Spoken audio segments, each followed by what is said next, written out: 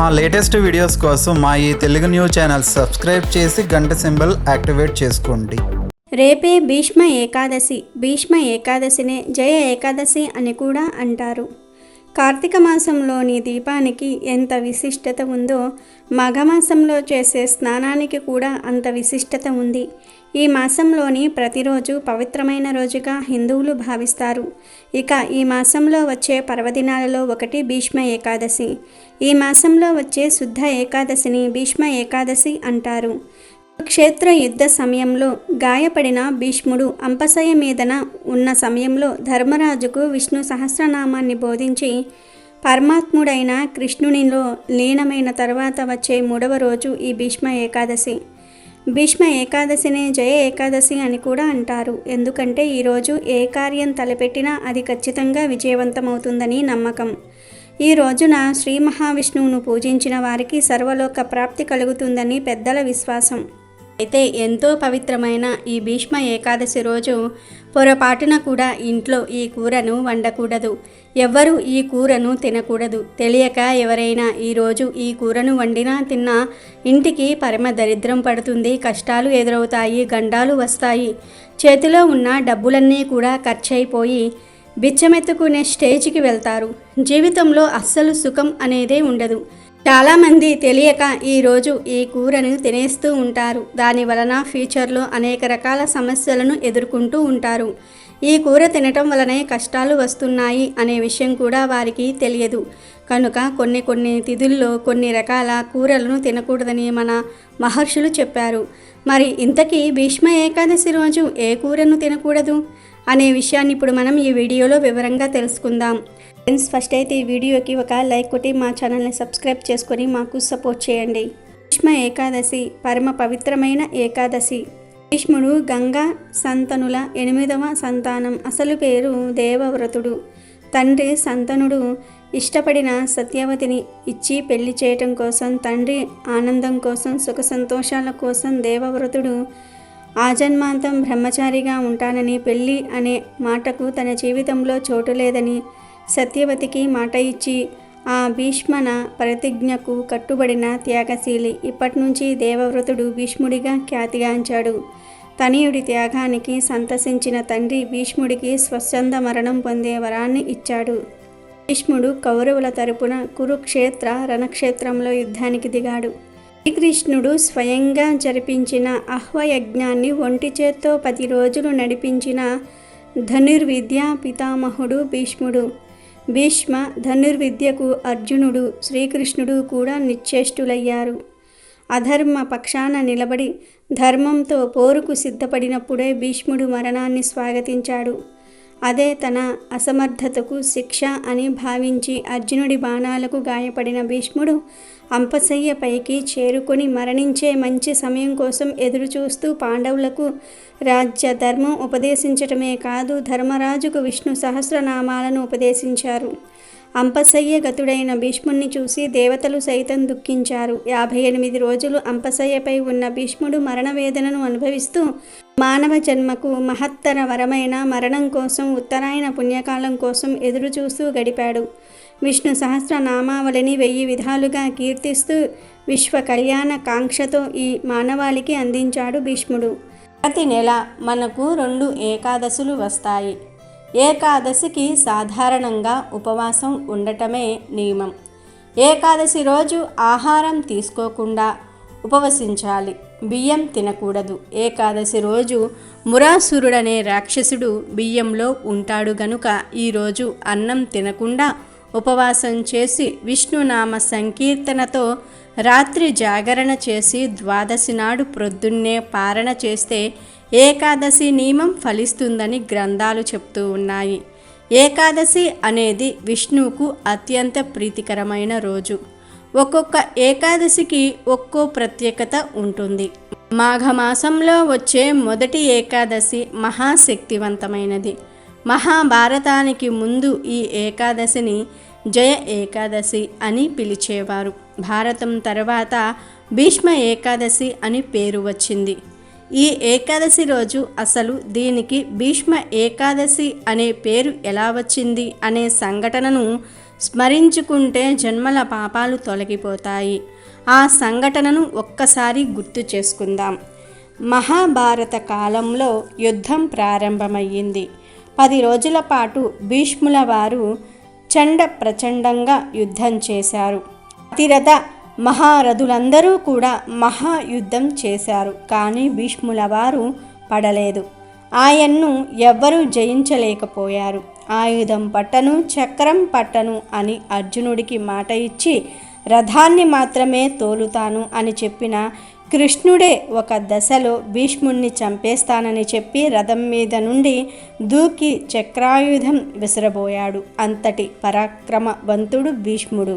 అలా తనను చంపడానికి వచ్చిన శ్రీకృష్ణుడికే భీష్ముడు భక్తితో నేల మీద పడి దండం పెట్టాడు. అప్పుడు అర్జునుడు కృష్ణుడితో, నీవు ఆయుధం పట్టనన్నావు, ఈ పని చేయవద్దు అన్నాడు. దాని వలన కృష్ణుడు భీష్ముణ్ణి చంపకుండా తగ్గాడు. ఆ తర్వాత ఏ విధంగా భీష్మ పితామహుడి అడ్డు తొలగించుకోవాలి అని కృష్ణుడు, పాండవులు భీష్ముణ్ణి అడిగారు. భీష్ముడు, యుద్ధంలో ఎవ్వరూ ఓడించలేరు, కానీ శిఖండిని చూస్తే ఆయుధాన్ని విసర్జించేస్తాను అని ఆ రహస్యాన్ని స్వయంగా భీష్ముడే ముని మనవళ్లకు తెలియజేశాడు. మహాభారతానికి మూల పురుషుడు భీష్ముడు. సొంతంగా సంతానం లేదు. తండ్రి యొక్క ముని మనవరాలైన క్షేత్రజ సంతానం ఉన్నా సరే ఆయన ముత్తాత అయిపోయినా సింహాసనాన్ని రక్షించే కార్యక్రమం నుండి బయటకు రాలేదు. శిఖండి దర్శనం అంటే నపుంసక దర్శనం. అయితే నేను ఆయుధం విసర్జన చేస్తానని భీష్ముడే చెప్పేశాడు. అలా శిఖండి కనపడగానే భీష్ముడు ఆయుధాలన్నీ వదిలేశాడు. అర్జునుడు బాణాలన్నీ భీష్ముడిపై వదిలాడు. కానీ భీష్మ పితామహుడికి ఇచ్ఛా మరణ శక్తిని తండ్రి వరంగా ఇచ్చాడు. అంటే భీష్ముడు ఎప్పుడు కోరుకుంటే అప్పుడు మరణం వచ్చేలాగా వరం పొందాడు. భీష్ముడికి శరీరమంతా కూడా బాణాలు గుచ్చుకుపోయాయి. పడుకునే వీలు లేదు. అప్పుడు అర్జునుడు బాణాలతో అంపశయ్య ఏర్పరిచాడు. భీష్ముడు, నేనిప్పుడే మరణించను, ఇది దక్షిణాయనం, ఉత్తరాయణ పుణ్యకాలం వచ్చాక అప్పుడు మరణిస్తానని ఉపదేశించాడు. ఆయన అనుకున్నట్టుగానే మార్గశిర మాసంలో భారత యుద్ధం మొదలైన 10 రోజులకు భీష్ముడు అంపశయ్య మీదకు చేరుకున్నాడు. మార్గశిర మాసంలో పుష్యమాసం అయిపోయి మాఘమాసంలో ఆయన మరణించారు. అప్పటి వరకు కూడా అంపశయ్య మీద అలానే ఉన్నారు. ఉత్తరాయణం కోసం వేచి ఉండి ఉత్తరాయణంలో మరణిస్తే ఊర్ధ్వగతులు లభిస్తాయని, జన్మానికి సాఫల్యం లభిస్తుందని ఆయన అలా అంపశయ్య మీదే ఉండిపోయారు. ఈ దశలోనే విష్ణు సహస్రనామాలు చెప్పారు.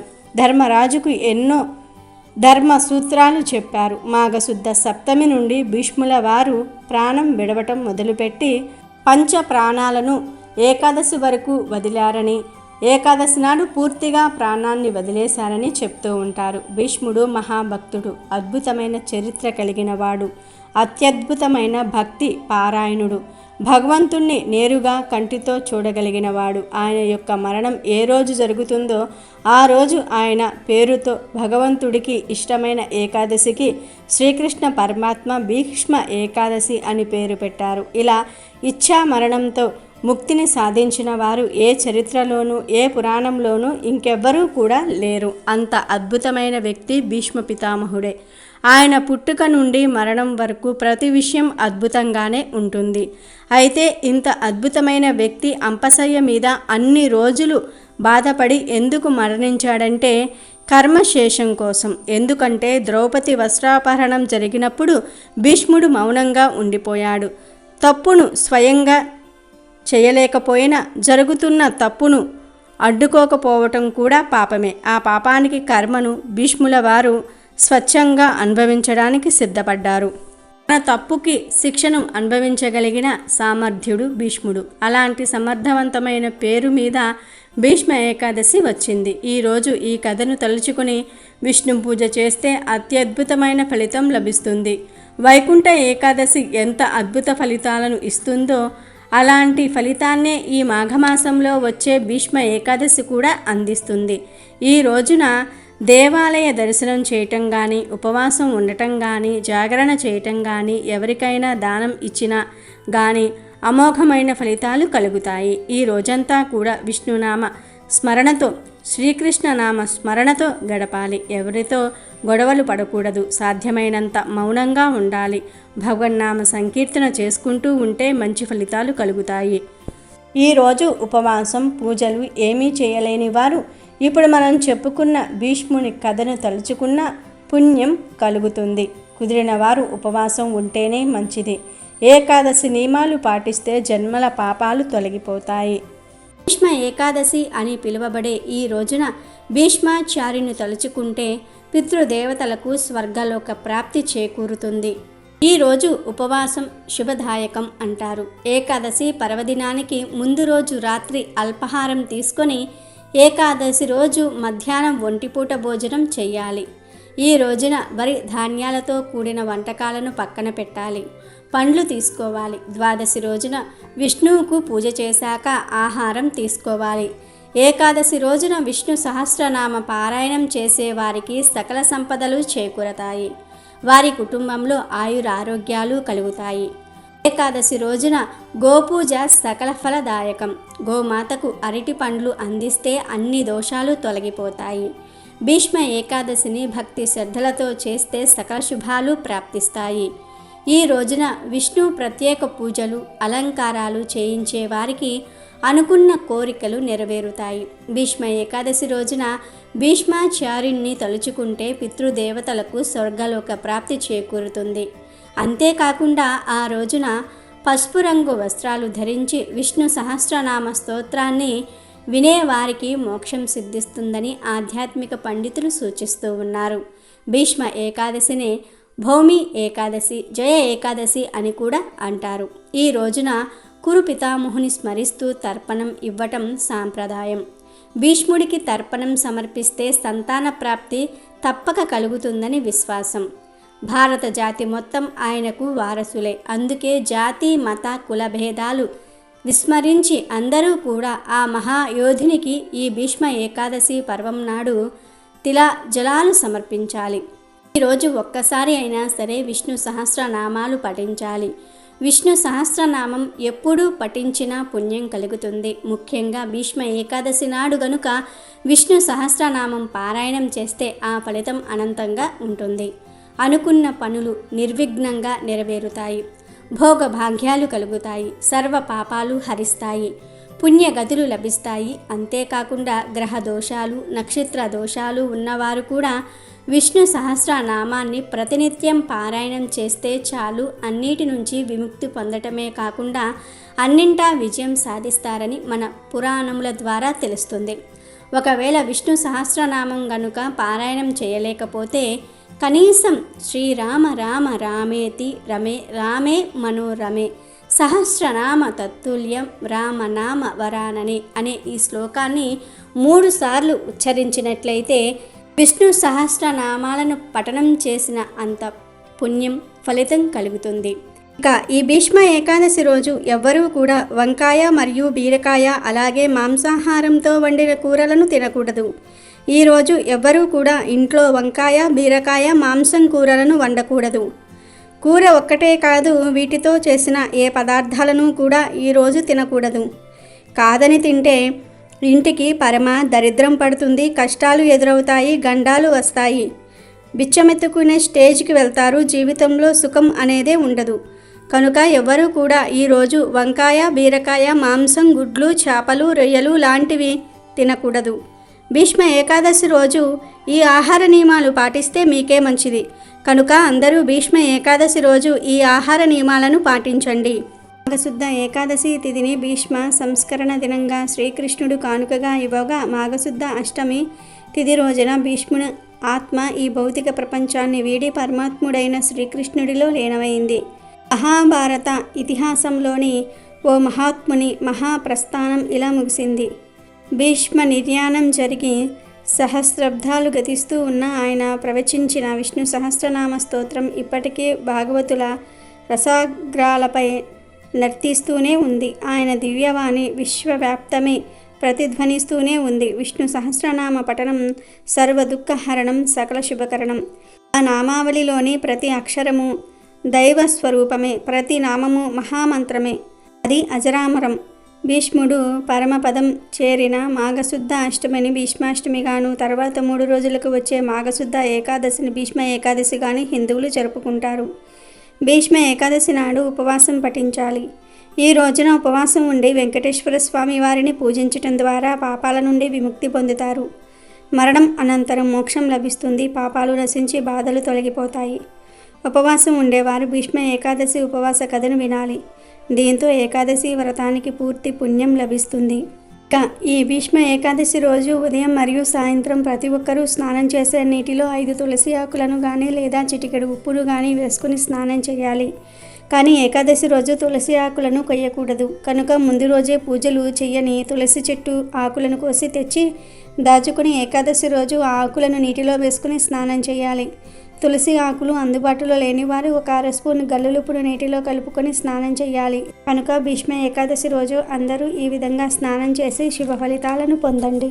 అమెజాన్లో బెస్ట్ డిస్కౌంట్స్ కోసం వీడియో డిస్క్రిప్షన్లో లింకు ఉంది, చూడండి. అలాగే మా టెలిగ్రామ్ ఛానల్ సబ్స్క్రైబ్ చేసుకోండి.